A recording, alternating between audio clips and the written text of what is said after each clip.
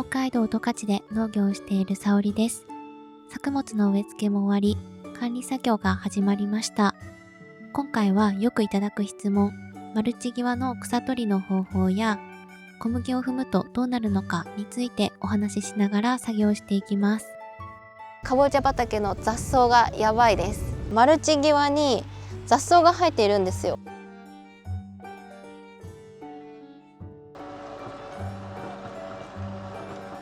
ここはトラクターで通った後です。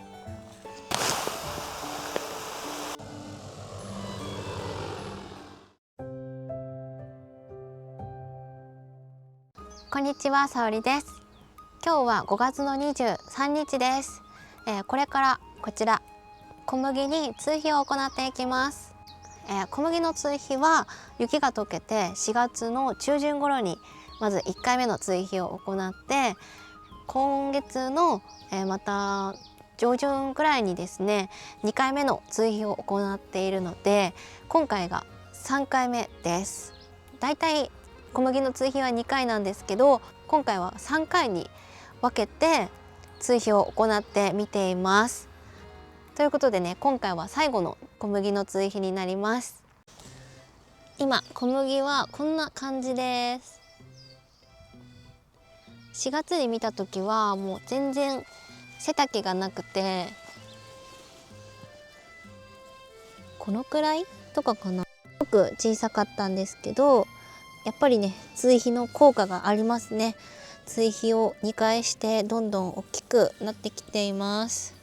1回目4月の中旬くらいに行った追肥はトラクターにブロードキャスターをつけて散布を行いました。で、結構コメントで小麦ってトラクターで踏んで問題ないんですかっていう、ね、質問が多かったです。結論から言うと、トラクターで踏んだ小麦は元には戻りません。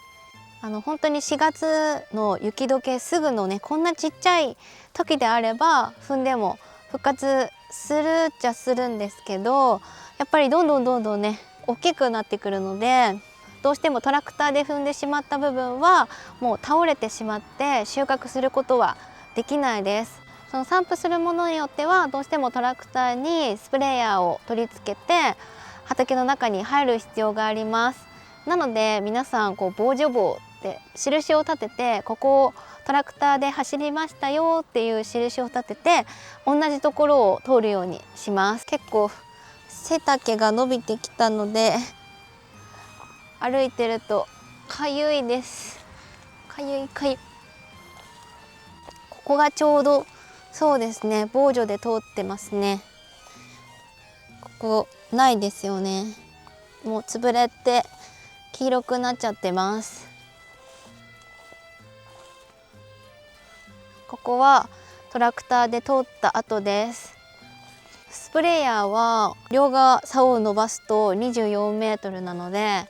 畑に何箇所かこういった跡があります。はい、ここそうですね。こんな感じで、まだねそんなに伸びていないし、防除もそんなにね行っていないのでこんな感じですけど、もうどんどん踏んでくるともうはっきりここだよっていうのが分かるようになります。これでも分かりますよね、多分。あんな感じでねタイヤ跡が残ってしまって、もうそこの小麦を収穫することはできません。なのでああなってしまうのは正直しょうがないです。スプレーヤーはまだ散布幅が全部両側で24メートルなので、そんなにねこの畑でも何往復かな、4往復くらいですか、そんなにタイヤ跡は残らないんです。ただ追肥ってなると、追肥の散布幅は最大でも18メートルなので結構残ります。なので今回はドローンで散布を行っていきます。ということで準備をしていきましょう。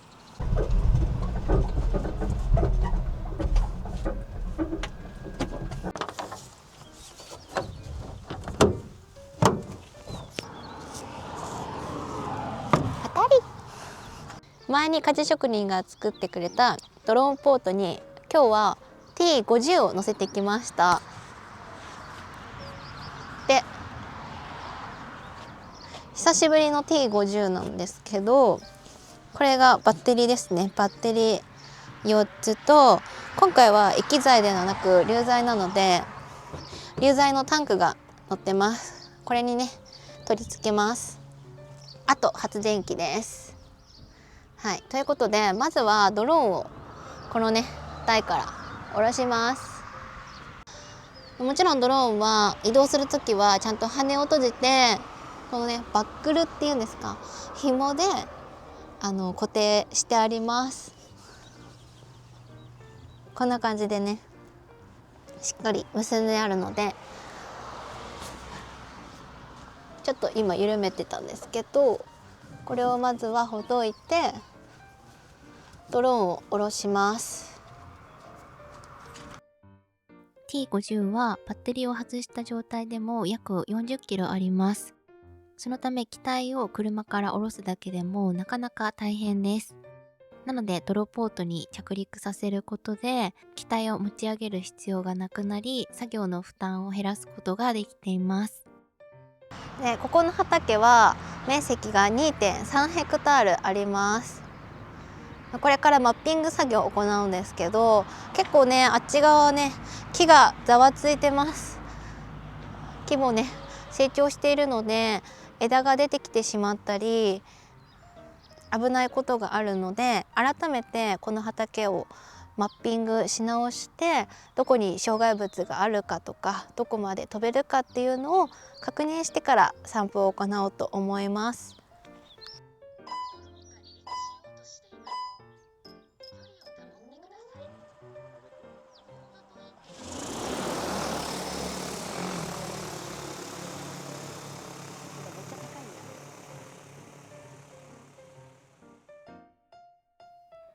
ドローンにはマッピングという機能があります。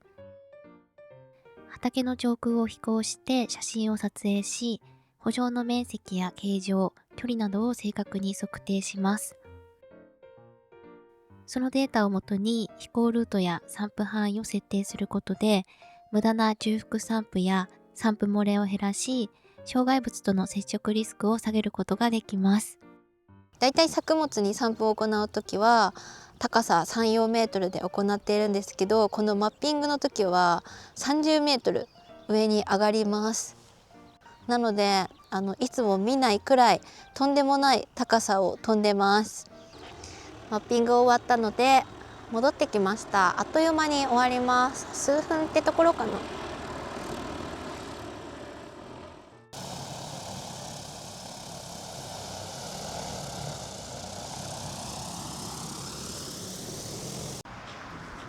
はい、ということでマッピングが今終了しました。すごいね、やっぱりこの羽の風がすごいですね。はい、それじゃあ液体タンクから流剤タンクに取り替えます。これが今液体タンクですね。液体はこのね羽の下、このノズルから散布されるんですけど、ここまでこのチューブが通っていて、これがタンクにつながっているっていう感じなので、ちょっとね3箇所かな外すところがあります。 T50 の液体タンクの容量は40リットル、流剤タンクの最大積載量は50キロです。タンクの取り外しはとても簡単で、上から取り外すだけなので、作業内容に合わせて液体散布から流剤散布へ素早く切り替えることができます。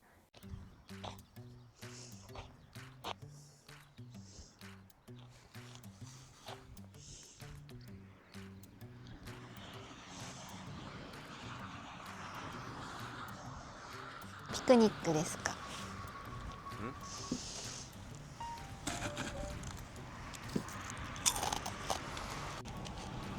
これでタンクを乗せれました。このね下のこの部分が引っかかって、今までタンクから一度取り外して入れないと無理だなって思ってたんですけど、そうコメントでそのままでもいけるよっていうコメントがあって、やってみたら全然余裕でできました。すごい、ありがとうございます。で、流材はこの下からね出てくるんですね、肥料が。なのでホースをつなぐ必要がなくて、この線だけつなぎます。で、今回はこちら尿素を巻いていきます。前ねブロードキャスターで巻いた時は大きいパックに入ったものを用意したんですけど、今回はドローンに使用するので、この20キロのものを使用していきます。ほいっと。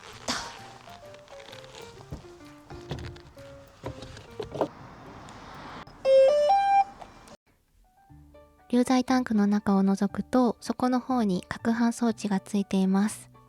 詰まりを防ぎ、ムラなく散布してくれるという仕組みになっています。せーの。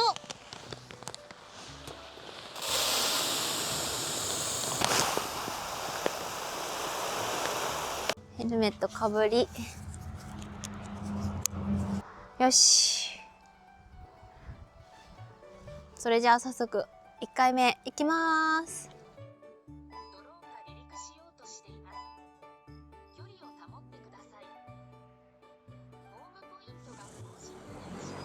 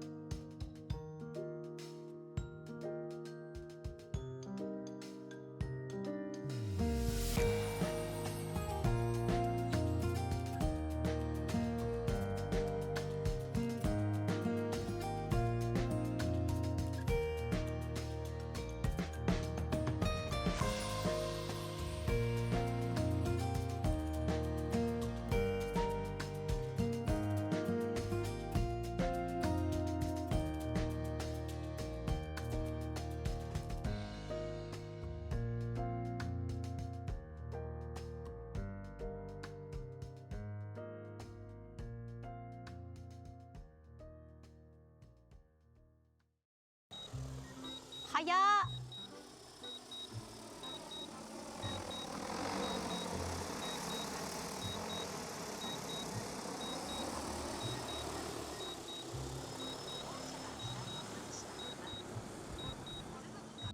せーの。はい。はいはいはい。よし。せーの。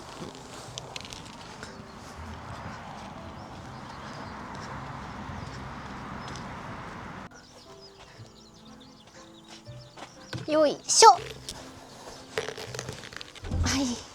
第1個目のバッテリーの充電がなくなったので充電します。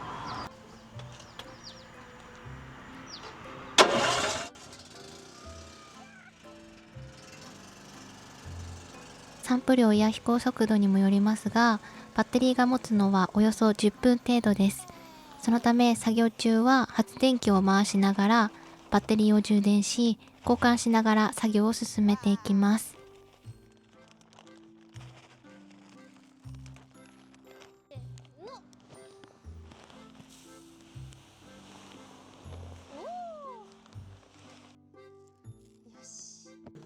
はい、バッテリーを交換して続きをやっていくんですけど、今度ねこの建物があるんですよ。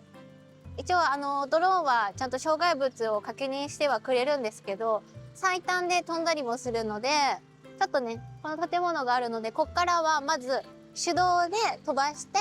その後、自動モードに切り替えてやっていこうと思います。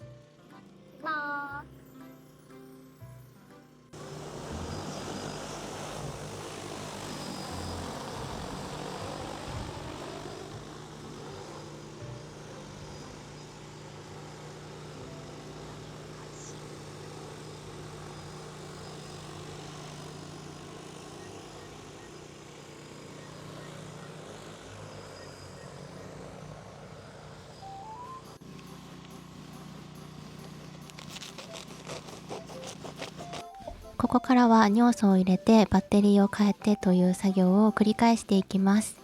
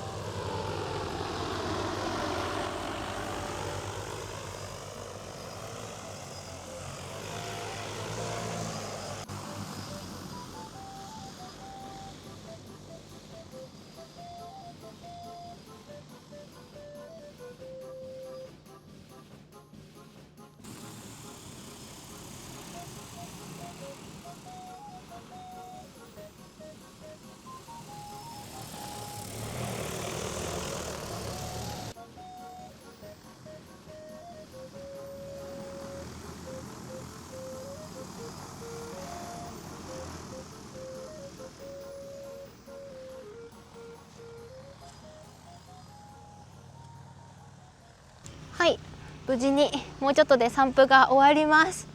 暑い、ヘルメット暑すぎる。はい、今回はタイヤで踏み跡を残さないようにドローンで散布を行ってみました。トラクターにフルキャスをつけて巻く場合でも一気に500キロタンクに入るので、別にねそんなに大変なことはないんですけど、やっぱりこう今回のように尿素だったら軽いので、その分散布量っていうのも結構変わってきます。なので調整が難しかったりするんですけど、ドローンだとねもう全部設定した通りにやってくれるので、調整もそんなにね難しくないですしね、こう数字を入れるだけなので割と簡単にできているんじゃないかなと思います。その肥料を何回も入れるのは大変だなって思う部分もあるんですけど、本当に早いです。本当に早い。あっという間にねこの 2.3 ヘクタールも終わったのですごく良かったです。あとは建物ですね。建物とかには気をつけないといけないので、もう本当に散布中はもう送信機とドローン本体を見て気をつけながら行ってます。もうそれだけはちゃんと注意しないといけないですね。はい。でね、小麦の追肥は最後になりました。収穫は7月中旬頃になるかと思いますので、まだね結構期間はあるんですけど、ね、これから暑くなったりちょっとどうなるかわからないですけど、大きく育ってくれたらいいなと思います。ということで小麦の追肥でした。お疲れ様でした。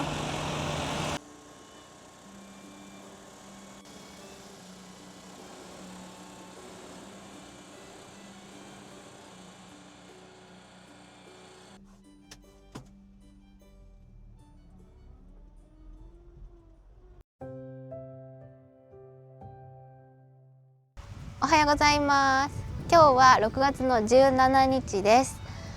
今ですね1ヘクタールのかぼちゃ畑に来ています。というのも5月に植え付けが終わって6月からはね管理作業をしているんですけど、とにかくかぼちゃ畑の雑草がやばいです。でコメントでもマルチ際の草はどうやって取ってますかって、どうやって対処してますかっていう質問があったので、今日はねこの草取りの様子をお届けしようかなと思います。正直一番草が今ひどいのはマルチの中なんですよ。というのも今年かぼちゃを植え付けて割と早い段階で5月末ですね、霜に当たりました。こう霜ってマイナス気温になってしまって、こう葉っぱが凍ってしまうんですね。なのでその凍ってしまった葉っぱはもう真っ黒くなって、もうそれ以上は大きくならないっていう現象なんですけども、なんとか成長点の部分は生きていたので、こう徐々にね新しい葉っぱが出てきて今復活してきてはいるんですけど、その霜が当たって葉っぱがくしゃっとちっちゃくなってしまったタイミングで、そのマルチの中にあった雑草たちがね、せっかくかぼちゃの葉っぱで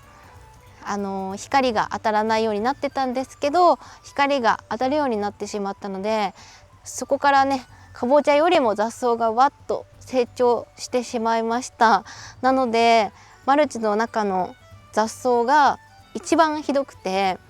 そこは正直もうしょうがないので手で取ってっていうのをコツコツやってます。なので管理作業の時期ね、まだ6月であんまりすごい草取りの時期っていうタイミングではまだないんですけども、今年は霜の影響もあって草取り作業が結構大変です。でそのマルチの中は結構時間がかかりますと。であとはマルチ際ですね。これは霜に関係なくどうしても雑草生えてきます。基本的にこの通路の間を草を取るときは、ロータリーかけたりとかパワーハローかけたりとかして、定期的にやらなければいけないんですけど、草をなくすっていう作業を行ってます。ただマルチ際ってなるとあんまりねギリギリに寄せてしまうとマルチを引っ掛けてね破ってしまったりとか、そういった原因にもなってきますので、今回はねちょっと違ったいつもとは違った機械を使って行っていこうと思います。うちでは秘境と呼んでいるちょっとね農場から離れた1ヘクタールの畑になります。ここの畑はそんなにひどいわけではないんですけど、こんな感じでねマルチ際に雑草が生えているんですよ。こういうのですね。もちろん穂とかでねガガガってやって取ることもできるんですけど、1ヘクタールでもかなり広くて時間がかかるので、手作業ではない方法でできる限りやっていきます。はい、今ね鍛冶職人が乗っているんですけど、あれですね。早速見てみましょう。ということで今回はお友達のトラクターをお借りしてやっていくんですが、使用する機械はこちら、アッパーロータリーです。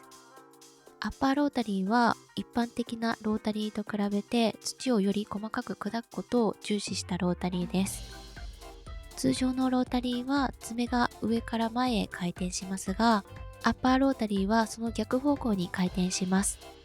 そのため土を持ち上げながら砕くことができ、より細かいサイドが可能になります。このアッパーロータリーは農場から250キロ離れた中古の器具屋さんで購入しました。マルチ際の作業は機械の側面でマルチを削ってしまいやすいんですが、この機械は爪が少し長めです。なので機械を少し浮かせ気味にして爪が3から5センチほどの深さで土を叩くように作業すると、マルチを傷つけずに際まで除草することができます。中にはマルチギリギリすぎて取れないものもあるんですけど、一度アッパーロータリーをかけることで土が柔らかくなり、その後雑草を抜くのもとても簡単になります。なので一度できるだけマルチの際まで機械を通すとだいぶ違ってきます。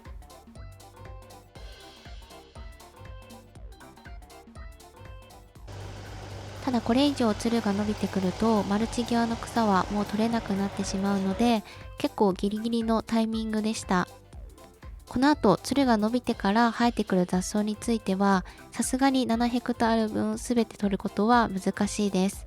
それに最近は暑い日も多いので、うちではかぼちゃの日焼け対策も兼ねて雑草はそのまま残すようにしています。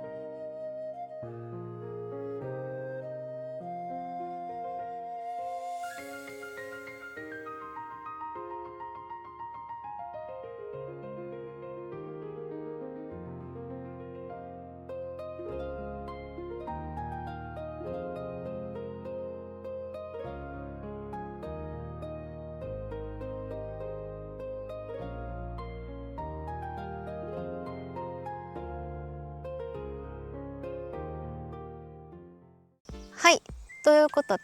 今回はこのかぼちゃのマルチ際の草取りをアッパーロータリーを使って行ってみました。うちはね今年こういったやり方をしていて、割とマルチ際までかけれたんじゃないでしょうか。なかなか作物のそばに生えている雑草っていうのは手強いもので大変なんですけど、今後収穫に向けてコツコツ管理していこうと思います。このマルチ際に限らず草取りですね、何かいい方法、おすすめのやり方などあればコメント欄で教えていただけると嬉しいです。はい、ということで最後までご視聴いただきありがとうございました。また次の動画でお会いしましょう。バイバーイ。